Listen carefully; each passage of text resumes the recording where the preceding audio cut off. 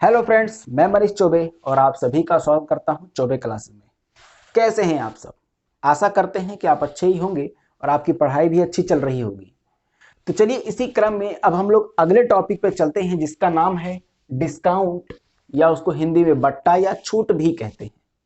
आज मैं आप लोग के सामने कुछ क्वेश्चन लूंगा जो कि सिंपल भी होंगे और थोड़े मॉडरेट भी हो सकते हैं, और उसी के माध्यम से मैं आपको समझाने का प्रयास भी करूंगा।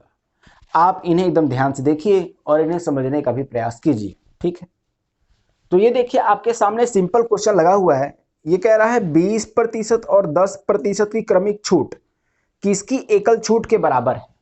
तो दो छूट है, एक तो है आपका 20% और एक है आपका 10%।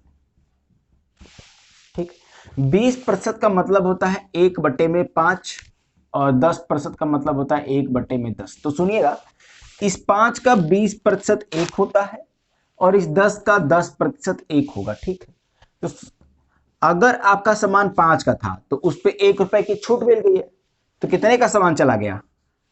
4 रुपए में। और अगर आपका सामान फिर बाद में क्या होता है, 10 रुपए के सामान पर 1 रुपए की छूट, यानी सामान कितने में गया है? 9 रुपए में गया है। तो अगर आप इन दोनों का मल्टीप्लाई करते हैं तो आपका पहले वाला मूल्य, और इन दोनों को मल्टीप्लाई करते हैं तो बाद वाला मूल्य आ जाएगा। तो 5 में 10 का मल्टीप्लाई करेंगे, आ जाएगा 50, और ये आ जाएगा आपका 36।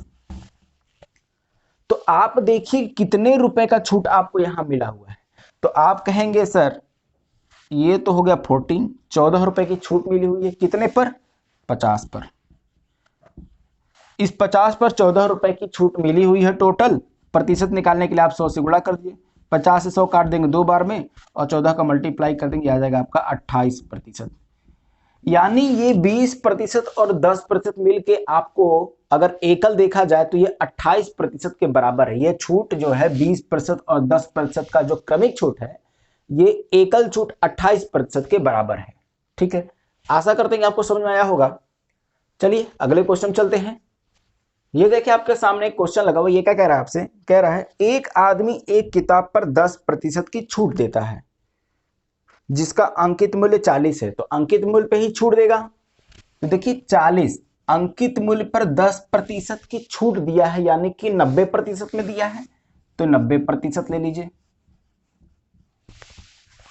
इतना करने पे क्या किया होगा? बेचा होगा, और बेचने पर उसको प्रॉफिट हुआ है कितने का? 20% का। तो सीपी पर वो कमाता है 20%, यानी 120% का उसको लाभ हो जाता है।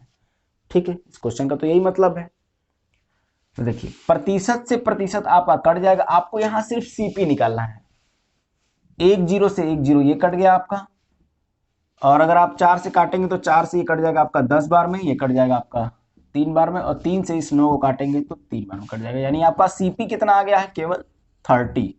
बस आपसे पूछा था कि लागत मूल्य क्या होगा, तो लागत मूल्य सिंपली कितना हो जाएगा? 30। यानी उस किताब का जो लागत मूल्य था वो 30 था, अंकित मूल्य 40 रखा, जिसपे कि वो 10% की छूट देता है, फिर भी वह 20% का प्रॉफिट कमा लेता है। ठीक है, तो ये देखिए आपके सामने एक क्वेश्चन लगा हुआ है। ये कह रहा है 10% छूट देने के बाद एक डीलर एक मशीन को 2700 रुपए में बेचना चाहता है, यानी छूट के बाद वह उसे 2700 रुपए में बेचना चाहता है, तो मशीन को किस कीमत पर अंकित किया जाना चाहिए? यानी कुल मिला के आपसे अंकित मूल्य पूछ रहा है। देखिए एमपी कुछ रहा होगा, एमपी कुछ रहा होगा, और उस पे 10% की छूट है, यानी कितने प्रतिशत में है? 90% में है, यानी 90/100, 90/100 एमपी पर छूट दिया है, और कुल मिला के बेचा कितने में है? 2700। एमपी पर छूट देने के बाद क्या करेगा? वो बेचेगा ही, और बेचा कितने में है? आपको दे रखा 2700 रुपए। ध्यान समझिएगा, मार्क प्राइस पर 10% की छूट है, यानी मार्क प्राइस का केवल 90% पे ही वो बेच रहा है, और बेचने वाला दाम कितना है? 2700। बस यहां से आपको पूछ रहा है कि एमपी कितना होगा। बहुत ही सिंपल सवाल है, सीधे एमपी आप निकाल दीजिए।